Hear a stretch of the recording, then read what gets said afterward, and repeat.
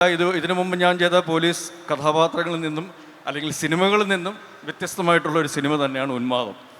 നേരത്തെ സൂചിപ്പിച്ച പോലെ കിരൺദാസ് എന്ന പുതുമുഖ സംവിധായകൻ ഒരുപാട് സിനിമകൾ എഡിറ്റ് ചെയ്ത് ഒരുപാട് നല്ല സിനിമകളുടെ ഭാഗമായിട്ടുള്ള ഒരു ടെക്നീഷ്യനാണ്. അദ്ദേഹത്തിൻ്റെ ആദ്യത്തെ സംവിധാന സംരംഭമാണ് ഉന്മാദം.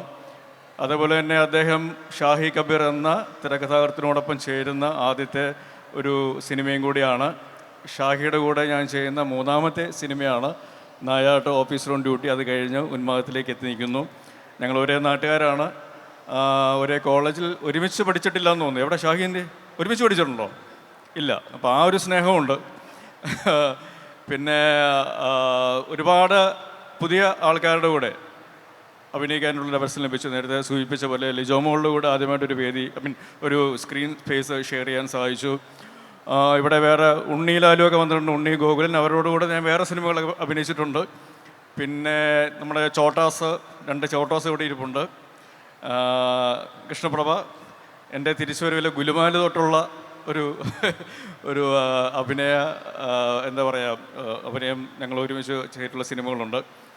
അങ്ങനെ ഒരുപാട് ആൾക്കാർ, പിന്നെ ഈ നമ്മൾ സ്ക്രീനിൽ കാണുന്ന ഒരുപാട് സുധീഷുണ്ട്, ഷാജു ഉണ്ട്, അങ്ങനെ ഒരുപാട് ആർട്ടിസ്റ്റുകളുണ്ട്. പക്ഷേ അതിനപ്പുറം ഉന്മാദം എന്ന സിനിമയിലേക്ക് വരുമ്പോൾ നേരത്തെ പലരും പറഞ്ഞ പോലെ പോലീസ് കഥ അല്ലെങ്കിൽ ഡാർക്ക് ത്രില്ലർ മിസ്റ്ററി എന്ന് പറയുന്നതിനപ്പുറം എന്താണ് ഉന്മാദത്തിന് കൊടുക്കാൻ സാധിക്കുക എന്നുള്ളൊരു ആലോചന പുറത്താണ് ഉന്മാദം സംഭവിച്ചിരിക്കുന്നത്. കാരണം ഇതിൻ്റെ കഥ വർഷങ്ങൾക്ക് മുമ്പ് പല രീതികളിൽ പല ആളുകളിലൂടെ സഞ്ചരിച്ചിട്ടുള്ളൊരു കഥയാണ്.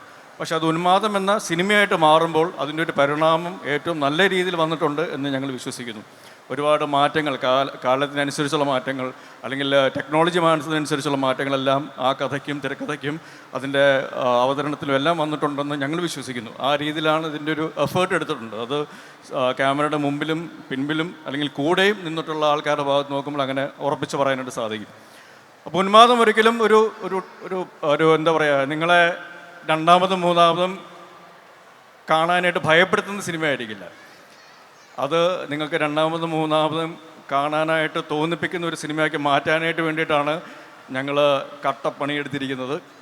അപ്പോൾ അത് അതിൻ്റെ ഒരു ടീസർ റിലീസ് ചെയ്ത സമയത്ത് അതിനുള്ളൊരു റെസ്പോൺസും അത് ഇപ്പോൾ ഇനി ട്രെയിലർ റിലീസിലേക്ക് വരുമ്പോൾ അത് കുറച്ചുകൂടെ ആൾക്കാരിലേക്ക് എന്താണ് ഉന്മാദം എന്നുള്ള സിനിമ കമ്മ്യൂണിക്കേറ്റ് ചെയ്യാനുള്ളൊരു ട്രെയിലർ തന്നെ ആയിട്ട് മാറുമെന്ന് ഞങ്ങൾ വിശ്വസിക്കുന്നു.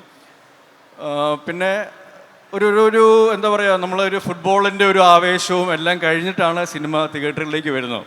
സോ അപ്പം ഇപ്പോൾ ആ ഒരു ഫുട്ബോളിൻ്റെ ഉന്മാദം മാറി സിനിമ തിയേറ്ററിൽ ഉന്മാദം എന്ന സിനിമയുടെ ഉന്മാദത്തിൽ നിങ്ങളെല്ലാവരും ചേരണം അല്ലെങ്കിൽ ചേരും എന്നുള്ളൊരു വിശ്വാസത്തിൽ ഞങ്ങൾ ഉന്മാദം സിനിമ നിങ്ങളുടെ മുന്നിലേക്ക് കൊണ്ടുവരികയാണ്.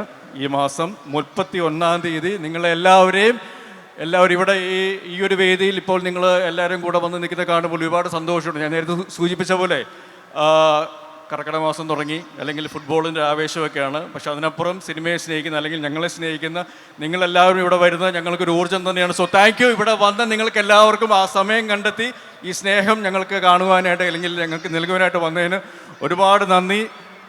സോ അതുകൊണ്ട് തന്നെ ഒരു നല്ല സിനിമയായിട്ട് തന്നെ ഉന്മാദം നിങ്ങളിലേക്ക് എത്തിക്കേണ്ടത് എന്നുള്ളത് ഞങ്ങളുടെ ഒരു ഉത്തരവാദിത്വമാണ്. അത് തീർച്ചയായിട്ടും അതിനുള്ള എല്ലാ 100-110% ഞങ്ങളുടെ ആത്മാർത്ഥമായിട്ട് പരിശ്രമങ്ങൾ നടന്നിട്ടുണ്ട്. ട്രെയിലറിലൂടെയും ഇനി അതിനുശേഷമുള്ള ഗാനങ്ങളിലൂടെയും 31-ാം തീയതി തിയേറ്ററിൽ വരുമ്പോൾ ആ സിനിമയിലൂടെയും അത് ഞങ്ങൾക്ക് നിറവേറ്റാനായിട്ട് സാധിക്കുമെന്ന് വിശ്വസിക്കുന്നു. കൂടുതൽ ഒന്നും പറയുന്നില്ല. ഇതിനു മുമ്പ് ഞാൻ ചെയ്ത പോലീസ് കഥാപാത്രങ്ങളിൽ നിന്നും അല്ലെങ്കിൽ സിനിമകളിൽ നിന്നും വ്യത്യസ്തമായിട്ടുള്ള ഒരു സിനിമ തന്നെയാണ് ഉന്മാദം. നേരത്തെ എന്താ പേര് ചോദിച്ചില്ല, അമിൻ. ഓക്കെ, നേരത്തെ അമിൻ സൂചിപ്പിച്ച പോലെ ഇതിൽ കുറച്ച് സൂപ്പർ നാച്ചുറൽ ആയിട്ടുള്ള കാര്യങ്ങളുണ്ടോ എന്ന് ചോദിച്ചാൽ ചിലപ്പോൾ ഉണ്ടാവാം. പക്ഷെ അത് ശരിയാണോ എന്ന് ചോദിച്ചാൽ ചിലപ്പോൾ ശരിയല്ലാതെ ആവാം. അപ്പം അങ്ങനെയുള്ള കുറച്ച് കാര്യങ്ങൾ ആൾക്കാരിൽ കൗതുകം ജനിപ്പിക്കുന്ന അല്ലെങ്കിൽ ഒരു ക്യൂരിയോസിറ്റി ജനിപ്പിക്കുന്ന ഒരു സിനിമയാണ്. ഇമോഷൻസ് ഉണ്ട്, ത്രില്ലുണ്ട്, മിസ്റ്ററി ഉണ്ട്. ഡാർക്ക് ഇതിന് മുമ്പുള്ള സിനിമകളുടെ അത്രയും ഡാർക്കല്ല. എന്തായാലും അത് തിരക്കഥാകൃത്ത് തന്നെ പറഞ്ഞിട്ടുണ്ട്.